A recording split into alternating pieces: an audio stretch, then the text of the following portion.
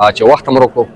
نن چې کومه د افریدي غونډه وه د میا عبدالبچو په حجره باندې دا د مختلف مکتبه فکر والا چې کوم د افریدي قوم ولسونه یې ټول راوتي وو، کاغه سیاسي وو، کاغه سماجي وو، کاغه د موږ روایتي مشرون وو، یعنی د ټولو ګوندونو والا خلک هم ورته راوتي وو، کاغه عوامي نېشنل ګوند دی، کاغه دا نور ګوندونه دي، ټولو په متفقه باندې خو چې څومره مقررین وګڼېدل د ټولو مقررینو صرف بس په دغه یوه ټکي باندې زور ورکړی وو چې اتفاق او اتحاد او د هغې وجه دغه و چې دلته مسله دی ټول هم دغه و، دلته که کومه مسله ده دا ټول افریدي له یعنی ټول پښتون له دلته داسې نه و چې یوه ګوند له شته بل له نشته، دلته داسې نه و چې یوې قبیلې له شته بلې له نشته، یعنی مسله د ټولو یوه نو د دغه لپاره هر سړي په دغه ټکي باندې زور ورکړی دی په خپل تقریر کې چې مطلب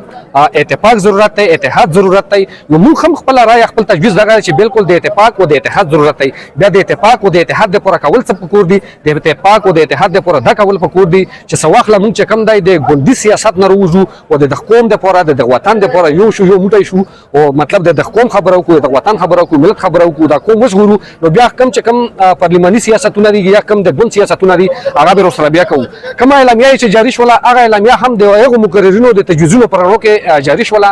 چې ډېر بنیادي پوینټونه پکې وو. بالکل که دغه اعلامیه چې ته عملي شي او په دا باندې عمل وشي کومه چې د صدر صاحب خاشم د خولې نه جاري شوله نو بالکل د دغې خاورې د دغه قوم د دغه افریدي قوم د تقدیر چې کوم دی دا سره بدلېدلی شي. په دا افریدي قوم باندې چې کوم ظلمونه کوم جبرونه د ریاست لخوا یا د موجوده حکومت لخوا یا د نور اشراف لخوا روان دي نو بالکل د دغې مخه ورسره نیوی شي. خو شرط پکې دا دی چې دا کومه اعلامیه جاري شوله کوم تجویزونه ورکړل شول دغه تجویزونه د عملي شي. هذا بات وبریالی اوسئ.